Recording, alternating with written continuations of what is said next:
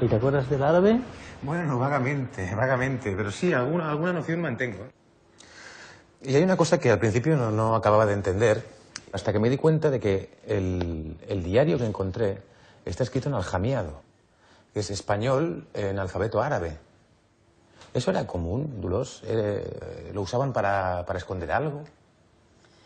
Era un recurso al que tuvieron que recurrir porque se prohibió el uso de la lengua árabe. Al prohibirse el Islam tiene el árabe como lengua de culto, los aragoneses conservaron la religión, conservaron el alfabeto árabe, pero no la lengua, ya no podían entenderla. Es decir, toda su obra religiosa hubo de conservarse con el alfabeto que ellos conocían, el único, muy pocos conocían el alfabeto latino, pero ya la lengua la habían perdido la mayoría.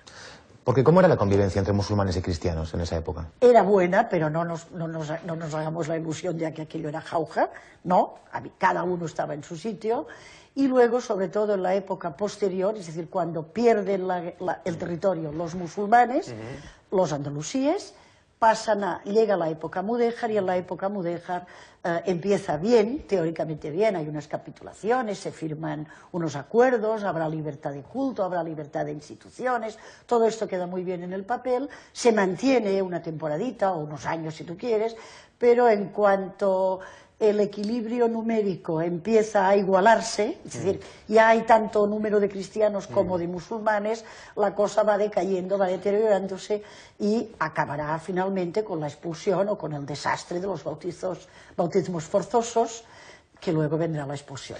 Cuando hablas de época mudéjar, ¿a qué te refieres? Me refiero a la época inmediatamente posterior a la pérdida del poder político por parte de los musulmanes y que ya mandan los cristianos.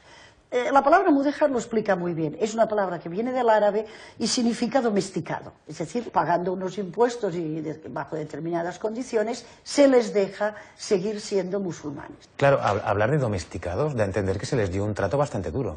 En Castilla, a partir de los primeros años del siglo XVI, después de la conquista de Granada, tienen un pequeño margen, se les da un pequeño margen para la adaptación, digamos, a la religión y a la cultura y al poder dominante, que era el poder cristiano.